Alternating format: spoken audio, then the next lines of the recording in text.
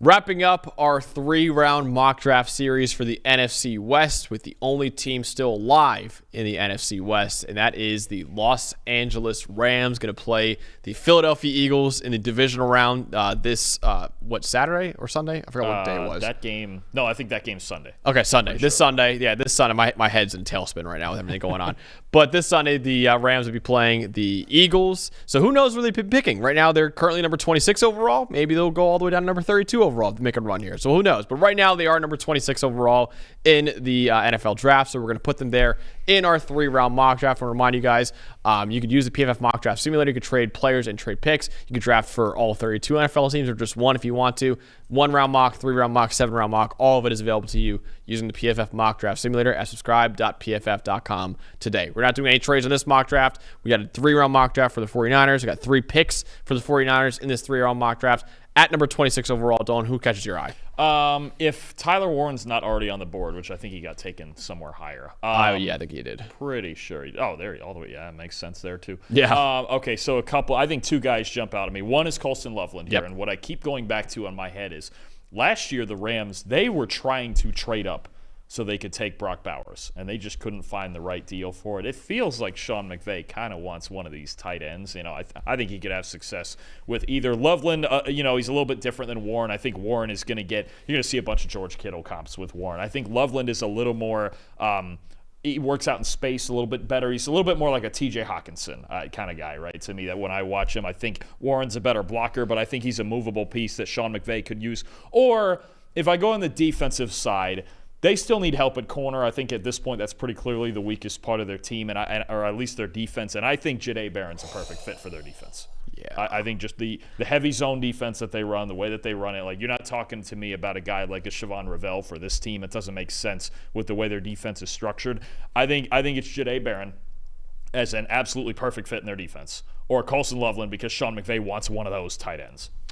I kind of like Barron because you're right, it fits the defense perfectly. And the other reason is I think he's not a tight end in that offense, but Puka Nacua would kind of plays the role that Loveland would have played in that offense. Because Loveland is a tight end, yes, but he's like the way he plays in Michigan's offense, he's not really a true inline guy. He's more of like a big slot tight end, and that's what Puka Nacua is for that offense already. Yeah. So I think it'd be a little redundant in that offense. I do love Colston Loveland, don't get me wrong, but I do love the Barron fit in this offense. It gets more interesting if they had an opportunity or maybe traded up to get Warren. He would fit a lot better. Because then you're talking about adding a new dynamic to their offense where it's more true 11 personnel, and Warren can be that guy just mauling everybody up front. But Jahdae Barron here at corner, I think is spectacular fit in their defense. I just think I think it's a defense that runs a little bit in the same fashion as kind of like Barron's did at Texas, all the zone. You can move them even inside, outside. I know they have Kobe Durant on the inside there who's had a good year too, but that outside corner spot I'm looking at, I think Barron is a perfect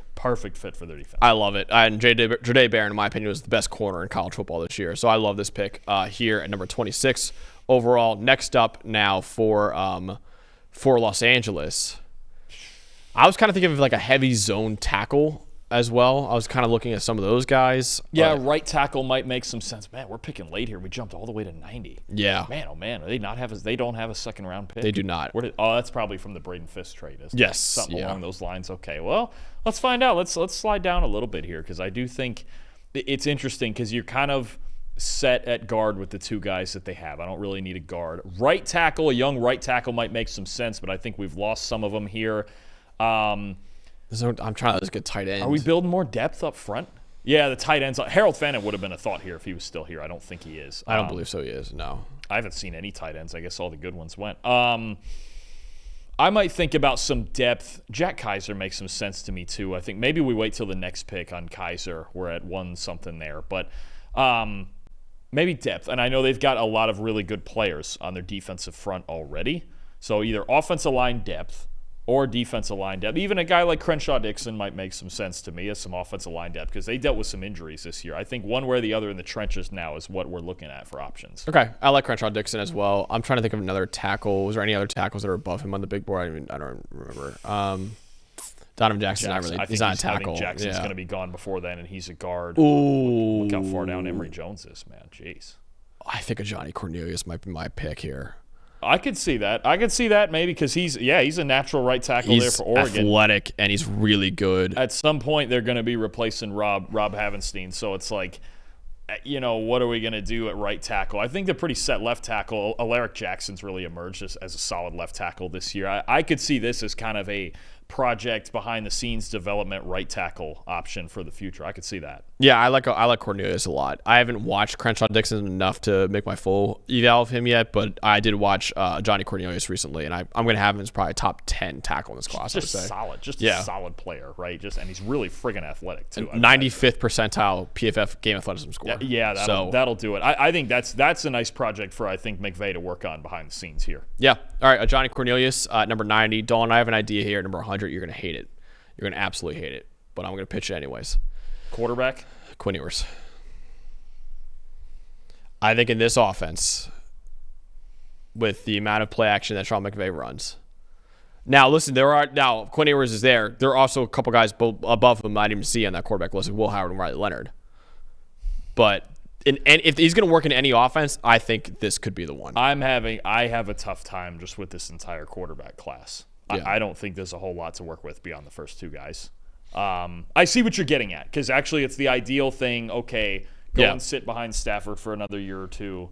Let's see where it goes. And he's got arm talent wise. He's not as great as Stafford. But in this spot here, I wouldn't kill it. I do get it, because eventually you have to find some sort of plan post Stafford, right? And it's not. This number 100, 100. I'm more okay with Ewers at 100 than I am in the second round. I will give you that, because if there is a guy we could argue the passing ceiling, unless you didn't vouch for your Syracuse guy, Kyle McCord. That's true. I did love McCord. No, but I could actually see it here. If you have a plan, let's say Stafford's playing another, 2 years. Mm-hmm.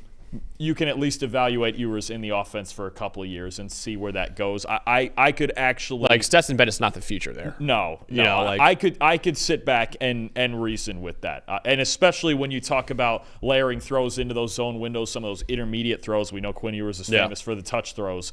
It makes at least some sense on this team behind Matt Stafford to do that. I'm not going to kill it. Okay, you want to do it then? Quinn Ewers, let's go. Sure, Quinn Ewers. All right, Quinn Ewers. I'm not sure how many mock drafts we're going to do that we're going to actually pick Quinn Ewers, but this is the one that we might actually like. Well, for us, it does maybe take it into the 100th pick. Yeah, that's true. Because I'm just this, and not just Quinn, this entire class beyond Cam and Shedeur, I'm not a huge fan of it. Yeah. But I mean, taking a guy at number 100, it's a lot less risk associated with that, especially if you do have a concrete plan of okay, maybe their heart's not set on him, but for the next couple of years, you go, okay, let's just see what he looks like. And if there's any quarterback he can learn behind, I would love it to be Matt Stafford.